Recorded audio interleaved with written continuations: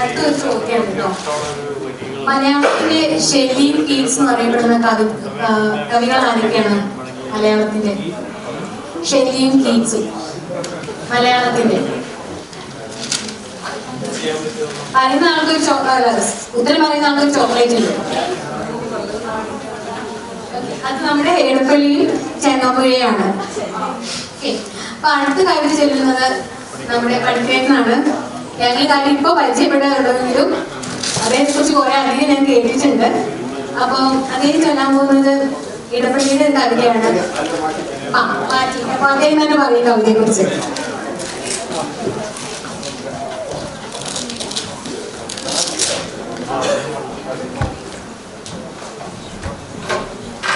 ആദ്യം ഞാൻ ഉദ്ദേശിച്ചത് എടപ്പള്ളിയുടെ തിരിഞ്ഞപ്പോൾ എന്ന കഥ ആയിരുന്നു. രാജീവിന്റെ നിർദ്ദേശം കൊണ്ട് ഞാൻ സ്വന്തം എഴുതി കണ്ടത് എന്ന് പാടാൻ എന്ന് അതാണ്. മനോമറ്റരത്തിലെ സ്വപ്നമേ ഉൾക്കുടീരരാശി കരങ്ങളിൽ മുക്തസൗഭകം ഉരിയും പച്ചൊടികളിൽ ഉത്തുലാവും നിലാവൊടി കണ്ണുകൺകുളുമനം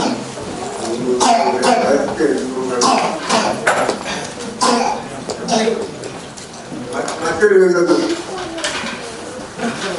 ഞാൻ എഴുതി തന്നെയാണ് കേട്ടോ. കൊച്ചു കരളിന്റെ കൊച്ചത്തിരുന്നു ഞാൻ ചിത്രങ്ങൾ എത്ര വരച്ചു, ചിത്രങ്ങൾ എത്ര വരച്ചു, പ്രേമാനുഭൂതിയിൽ മുങ്ങി മുങ്ങി എത്ര സ്നേഹാദ്രഗാനം പടർന്നു പൊങ്ങി.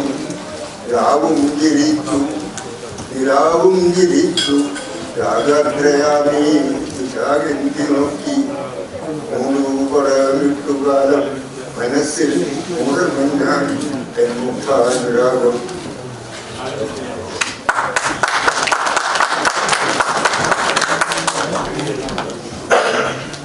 അപ്പൊ ഞാൻ പറഞ്ഞത് ശരിയല്ലേ? കവിത കേട്ടുമ്പോ മനസ്സിലായില്ലേ ആളൊരു പുലിയാണെന്ന്? അപ്പൊ അടുത്തത് നന്ദി പ്രകാശൻ സായി ഗൗതമിനെ വിളിക്കും. കവിത കഴിഞ്ഞിട്ടില്ല കേട്ടോ, നന്ദി കഴിഞ്ഞിട്ട് കവിതകളുണ്ട്.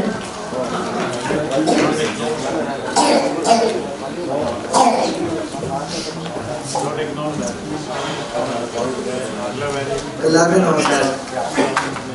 നന്ദിയാരോടു ഞാൻ ചൊല്ലിണ്ടു, നന്ദിയാരോടു ഞാൻ ചൊല്ലിണ്ടു, ഭൂമിയിൽ വന്നവതാരമെടുക്കാനിരിക്കുന്നു.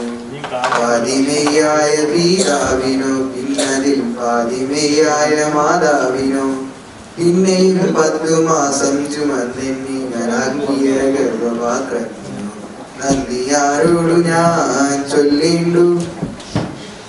ഇന്നും ഞങ്ങൾക്കൊക്കെ ഓരോ മലയാള കവിത എഴുതുമ്പോഴും ഒന്ന് ശ്രദ്ധിക്കാൻ തോന്നും. അതിന് കാവ്യസന്ധിക്കുന്നതാണ്. നന്ദി പറയുമ്പോൾ ആദ്യം പറയേണ്ടത് നിങ്ങളോട് തന്നെയാണ്. കാവ്യസന്ധി എന്ന ആശയം മുന്നോട്ട് കൊണ്ടുപോകുന്ന കുട്ടികൾക്കും അവരുടെ പേരൻസിനും ഞങ്ങൾ ഹൃദയത്തിൽ നിന്നും നന്ദി പറയുന്നു. I extend my thanking note to the Administrative Committee of RCCG Living Faith Chapel Calgary for their kind support and help to make this event seamlessly successful. Special thanks to the audio technician. കാവ്യസന്ധിയുടെ Kerala പ്രൊഫസറുകളാണ്. അങ്ങനെ recent നടത്താൻ കുറെ ഓടുന്നതാണ്. മാത്രമല്ല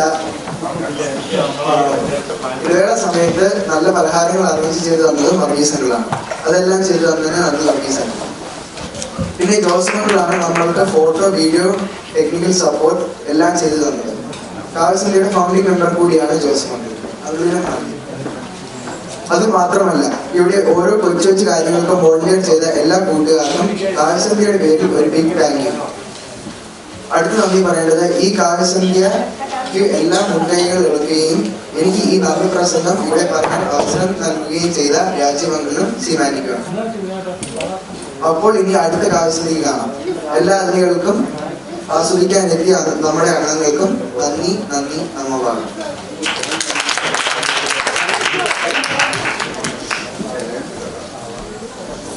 ഇതുപോലൊരു നന്ദി ഇതുവരെ ആരും പറഞ്ഞിട്ടുണ്ടാവില്ല. ഗൗതമിനെല്ലാവരും ഒരു കൈയോട് തോന്നും. അപ്പൊ അടുത്തത് നമ്മുടെ സ്വന്തം ലക്ഷ്മിയാണ്.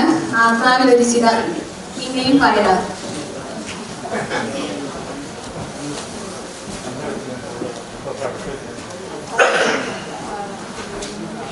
ശ്രീ വയലാർ രാമവർമ്മയുടെ ആത്മാവിൽ കുറിച്ചിത.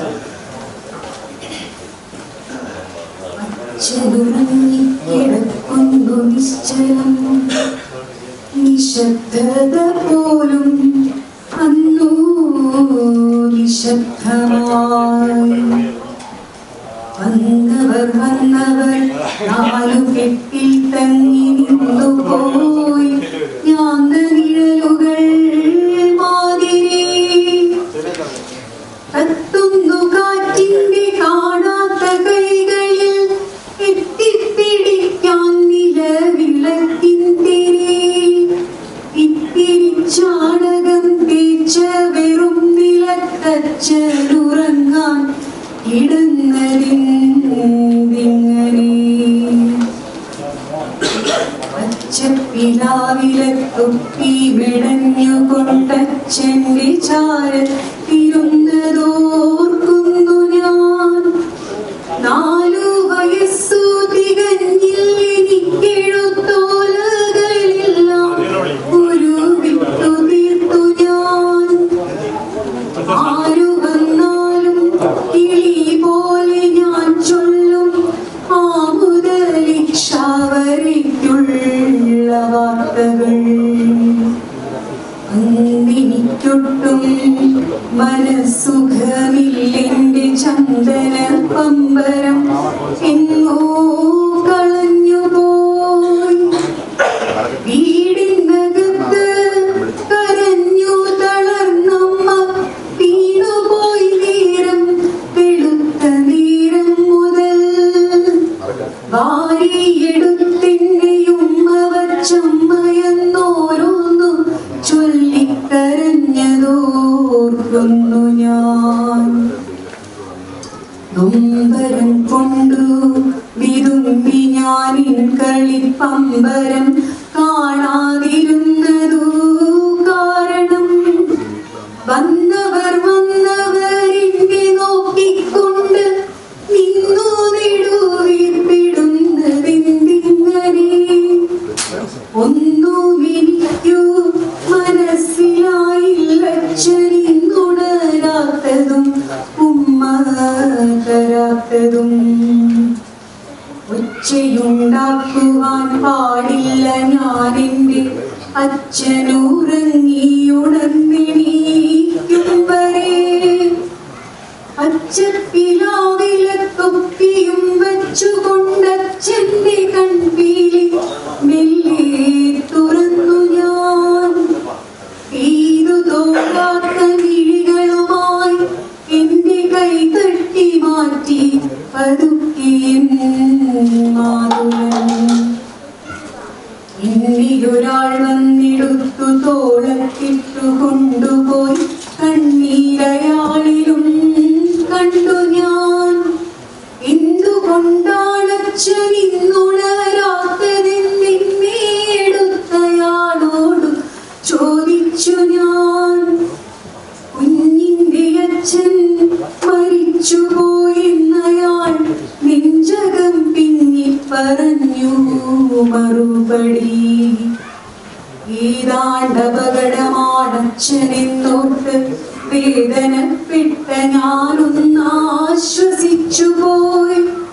ആലപ്പുഴയ്ക്കു പോയെന്നു കേൾക്കുന്ന പോലൊരു തോന്നലാണുണ്ടായതെപ്പോഴും. ആലപ്പുഴയ്ക്കു പോയി വന്നാൽ എനിക്കച്ഛനാറഞ്ചു കൊണ്ട് തരാറുള്ളതോർത്തു ഞാൻ. അച്ഛൻ മരിച്ചതേയുള്ളൂ, മരിക്കുന്നതത്ര കുഴപ്പമാണെന്നറിഞ്ഞില്ല ഞാൻ. എന്നിട്ടും അങ്ങേ മുറിക്കകത്തിന്തിനാണമ്മ കരയുന്നതിപ്പോഴും. ചാരത്തു ചെന്നു ഞാൻ ചോദിച്ചിതമ്മയോടാരാണു കൊണ്ടെക്കളഞ്ഞതെൻ പമ്പരം. എത്തിപ്പിടിച്ചമ്മ പൊട്ടിക്കരഞ്ഞുപോയി.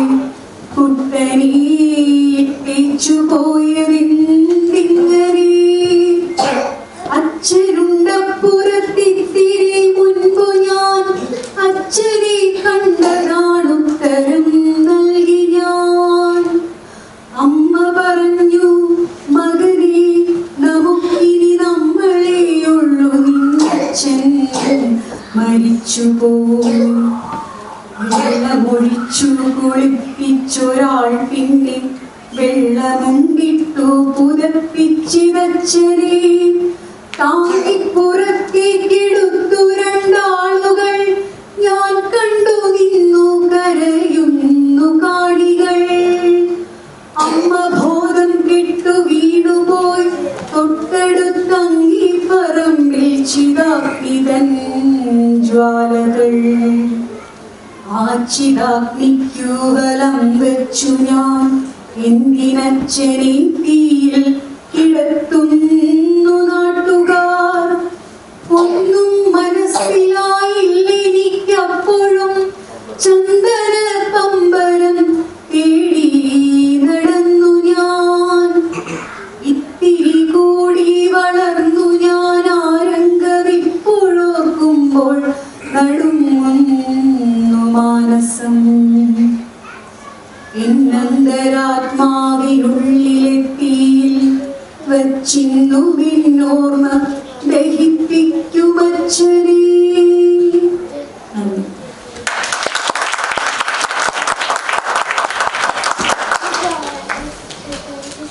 നന്ദി ലക്ഷ്മി. വളരെ വളരെ നന്നായിട്ട് പാടിക്കുക. നമുക്കൊക്കെ ആ കുഞ്ഞിന്റെ വേദന ഫീൽ ചെയ്തു. അടുത്ത കവിത ചെല്ലാനായിട്ട് ഞാൻ സായിച്ചാനെ ക്ഷണിക്കുന്നു. കവിത സായിച്ചാൻ പറയും നിങ്ങളോട്. ഇല്ല, നമുക്ക് അറിയില്ല.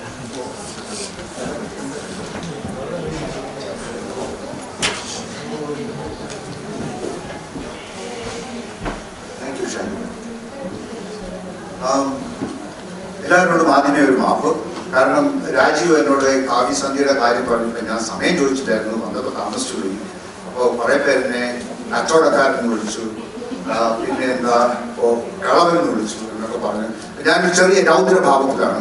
അപ്പോൾ അതുകൊണ്ട് ഞാൻ ഇതിനു മുമ്പ് ഒരു പ്രാവശ്യം ഞാനിത് ചൊല്ലിയിട്ടുണ്ടെന്ന് എനിക്ക് തോന്നുന്നു. ഒരു കള്ളൻ എന്ന് പറഞ്ഞ ഒരു കവിത തോന്നുന്നത് അയ്യപ്പ പണിക്കരുടെയാണ്. അപ്പോൾ അതൊന്ന് ചെല്ലാൻ ശ്രമിക്കുകയാണ്. അപ്പോൾ എന്തെങ്കിലും തെറ്റുവന്നാൽ ക്ഷമിക്കുക. വെറുമൊരു മോഷ്ടാവായോർ എന്നെ കള്ളൻ എന്ന് വിളിച്ചില്ലേ, നിങ്ങൾ കള്ളൻ എന്ന് വിളിച്ചില്ലേ. തുണി മോഷ്ടിച്ചത് കാണുന്നവരുടെ നാണം കാക്കാൻ ആയിരുന്നല്ലോ, നിങ്ങളെ നാണം കാക്കാനായിരുന്നല്ലോ. കോഴിയെ മോഷ്ടിച്ചെങ്കിൽ അതെ എനിക്ക് പൊരിച്ചു തിന്നാനായിരുന്നല്ലോ, എനിക്ക് പൊരിച്ചു തിന്നാനായിരുന്നല്ലോ. നല്ലത് വല്ലോ മോഷ്ടിച്ചാൽ ഉടനെ അവനെ കള്ളനാക്കും നിങ്ങളുടെ ചട്ടം. മാറ്റുക മാറ്റുക ചട്ടങ്ങളെ അവ മാറ്റും നിങ്ങളെ അല്ലെങ്കിൽ. മാറ്റുക മാറ്റുക ചട്ടങ്ങളെ അവ മാറ്റും നിങ്ങളെ അല്ലെങ്കിൽ. Thank you.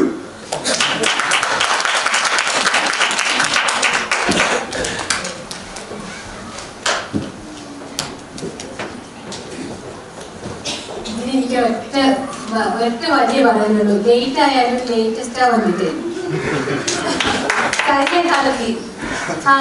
അടുത്തത് ശ്രീ ഷാജിനെ ഞാൻ കവിത ചെല്ലാൻ ക്ഷണിക്കുന്നു. അതും കവിത ഇവിടെ വരുമ്പോൾ സർപ്രൈസ് ആണ് നമുക്ക്.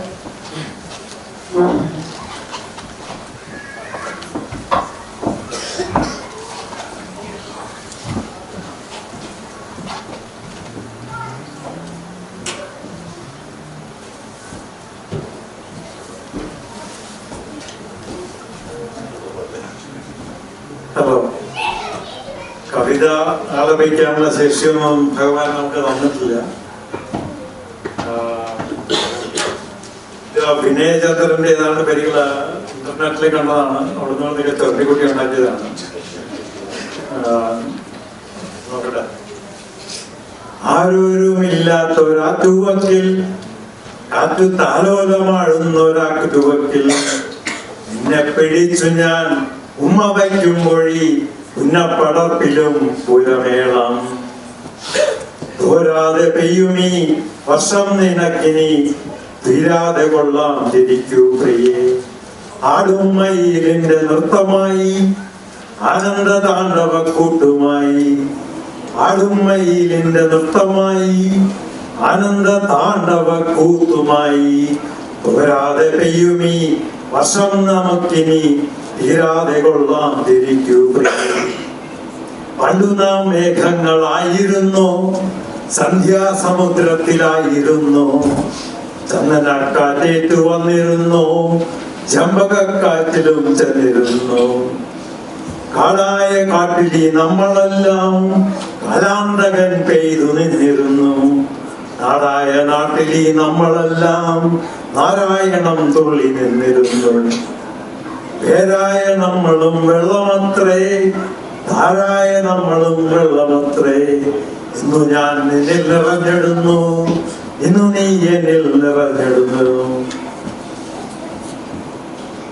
പുണ്യങ്ങളൊക്കെയും എന്നു പെയ്യാം ജന്മങ്ങളൊക്കെയും എന്നു പെയ്യാം കണ്ണുനീരൊക്കെയും പെയ്തു തീർക്കാം കണ്ണുള്ള കാലത്തിൽ കാഴ്ചയാകാം ഒന്നേ മഴ നമ്മൾ ഒന്നേ പുഴ നമ്മൾ ഒന്നിനി ഒന്നായി പെയ്തു നിൽക്കാം തോരാതെ പെയ്യുമീ വർഷം നമുക്കിനി തീരാതെ കൊള്ളാം തിരിക്കൂ പ്രിയേ തോരാതെ നമ്മൾക്കു നിന്നു പെയ്യാം തീരാതെ നമ്മൾക്കു നിന്നു കൊള്ളാം ആരോരും ഇല്ലാത്തൊരാറ്റുവക്കിൽ കാറ്റു താലോലമാടുന്നൊരാറ്റുവക്കിൽ എന്നെ പിടിച്ചു ഞാൻ ഉമ്മ വയ്ക്കുമ്പോഴേ ഉന്നപ്പിടപ്പിനും പുരമേണം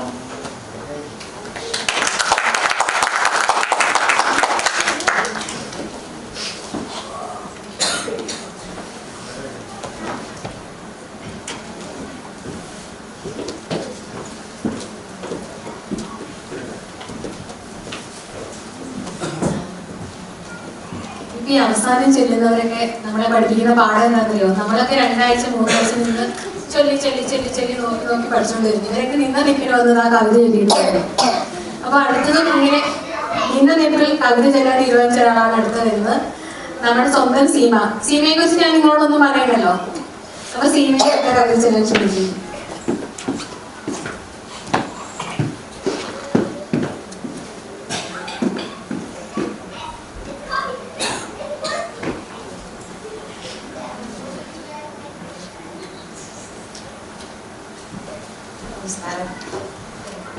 ആദ്യം വിചാരിച്ചു എല്ലാ ഫേസ് കണ്ടുകൊണ്ടും അടുത്തതാവും ചൊല്ലണില്ല എന്ന് വിചാരിച്ചു. പിന്നെ എല്ലാവരുടെയും കവിത കേട്ടപ്പോൾ ഇഷ്ടപ്പെടുത്തിയില്ല, അപ്പൊ ചൊല്ലാമെന്ന് വിചാരിച്ചു.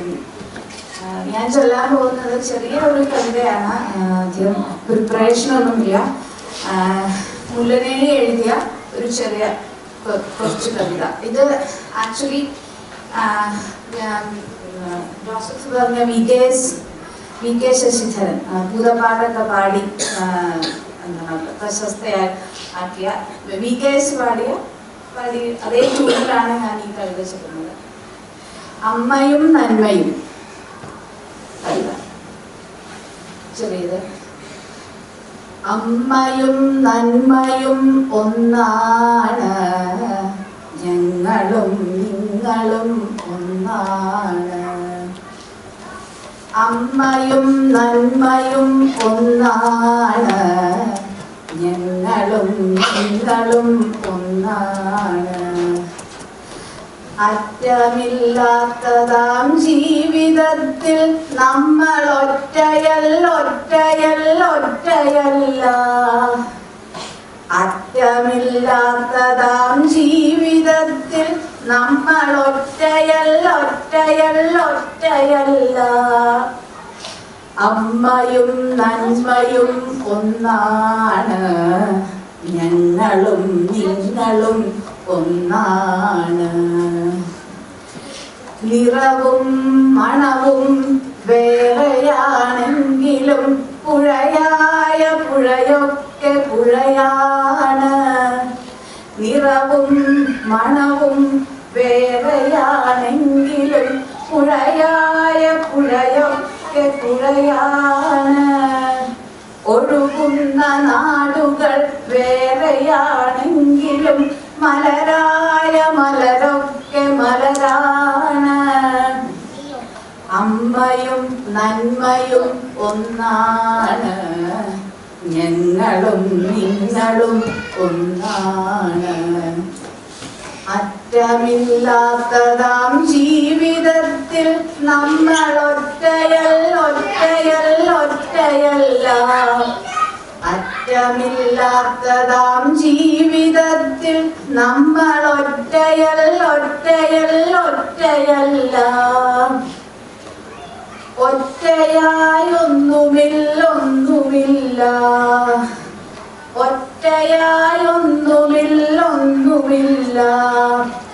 ഒന്നു മറ്റൊന്നിൻ തുടർച്ചയല്ലോ. ഒറ്റയായി ഒന്നുമില്ല, ഒന്നു മറ്റൊന്നിൻ തുടർച്ചയല്ലോ. ഒറ്റയ്ക്കു വന്നു പിറക്കുന്നുവെങ്കിലും മക്കൾ നാം എല്ലാരും ഒന്നാണ്. ഒറ്റയ്ക്കു വന്നു പിറക്കുന്നുവെങ്കിലും മക്കൾ നാം എല്ലാരും ഒന്നാണ്. അമ്മയും നന്മയും ഒന്നാണ്, ഞങ്ങളും നിങ്ങളും ഒന്നാണ്.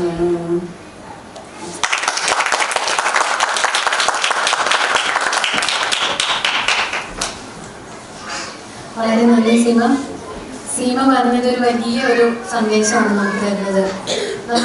ഞങ്ങൾ നിങ്ങൾ അങ്ങനെയൊന്നുമില്ല അല്ലേ, നമ്മളാണ്. അത് കാവ്യസന്ധ്യയുടെ ഒരു പ്രത്യേകത അത് തന്നെയാണ്. ഇവിടെ ഞങ്ങൾ നിങ്ങൾ അല്ലെങ്കിൽ ഞാൻ നീ അതൊന്നുമില്ല, എല്ലാം നമ്മളാണ്. നമ്മൾ ഒറ്റയ്ക്കല്ല, നമ്മുടെ കൂടെ ഒരു കുടുംബമുണ്ട്. അടുത്ത കവിത ഞാൻ എപ്പോ ഇവരെ കണ്ടാലും ഇവർ രണ്ടുപേരും ഒന്നിച്ചായിരിക്കും ഉണ്ടായിരിക്കണേ. അപ്പൊ അതുപോലെ തന്നെയാണ് ഇവർ കവിത ചെല്ലാനും വരുന്നത്. നമ്മുടെ സ്വന്തം രവി ശ്രീകുമാറും.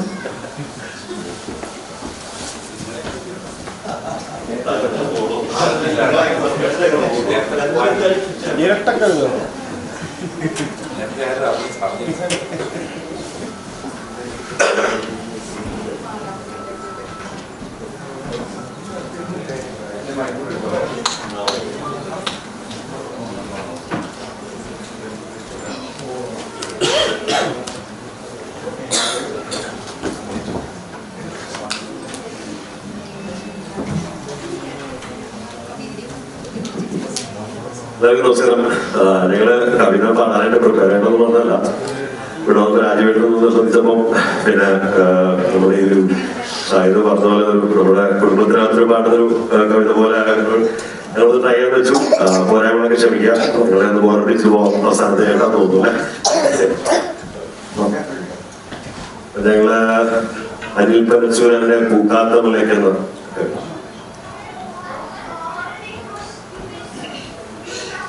പൂക്കാത്ത മുല്ലയ്ക്ക് പൂവീടാൻ കാത്തെന്റെ പൂക്കാലമെല്ലാം പൊഴിഞ്ഞുപോയി.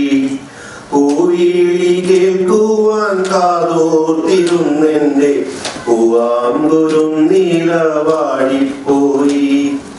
പാമരം പൊട്ടിയ വഞ്ചിയിലാശകൾ എങ്ങോട്ടെന്നില്ലാതെ യാത്ര പോകേ. കാറ്റു വീശുമ്പോൾ തുഞ്ചത്തിരിക്കുവാൻ ആരോരുമില്ലാത്തൊരേകാകിനാൻ. പൂക്കാത്ത മുല്ലയ്ക്ക് പൂവിടാൻ കാത്തെന്റെ പൂക്കാലമെല്ലാം പൊഴിഞ്ഞുപോയി. ചിറകിന്റെ തുമ്പിലോടിപ്പിച്ച കുളിരൂപം ഇടനെഞ്ചിൽ പാടിയ പെൺകിളികൾ ഇണകളെ തേടി പറന്നു പോകുമ്പാറ കണികാലയങ്ങളിൽ കണ്ണു തേടി. എങ്ങു നിന്നോ വന്ന ചിങ്ങമാസത്തിലും ഓണപ്പുടവയ്ക്ക് തീ പിടിച്ചു. വാടക വീടിന്റെ വാതിലു വിട്ടു ഞാൻ വാടകയെല്ലാം കൊടുത്തു തീർത്തു. വാടക വീടിന്റെ വാതിലു വിട്ടു ഞാൻ വാടകയെല്ലാം കൊടുത്തു തീർത്തു. വേവാപ്പണം തോണി കെട്ടിലെ ഓർമ്മതൻ താഴും താക്കോലും തിരിച്ചെടുത്തു. കുളികൂടി കല്യാണ നാള് പുലർന്നപ്പോൾ കഴിഞ്ഞു കിനാവിലേറും ഭരിച്ചു. മുറ്റത്തു ഞാൻ നട്ട കാഞ്ഞിരക്കൊമ്പത്ത് കാക്കകൾ കൊയിലിന് ശ്രാദ്ധമൂട്ടി. ചിത്രകൂടങ്ങളുടഞ്ഞു മഴ ചാറി മിനാരമൊക്കെ തകർന്നു. ചിത്രകൂടങ്ങളുടഞ്ഞു മഴ ചാറി മിനാരമൊക്കെ തകർന്നു. വേദനയാണെനിക്കിഷ്ടം പതിവായി കരയാതിരിക്കുന്ന കഷ്ടം. നോവിന്റെ വീതിയിലേകനായി പോകുവാൻ നോയമ്പെടുത്തു സഹർഷം. പൂക്കാത്ത മുല്ലയ്ക്ക് പൂവിടാൻ കാത്തിന്റെ പൂകാലമെല്ലാം ഒഴിഞ്ഞുപോയി. Thank you.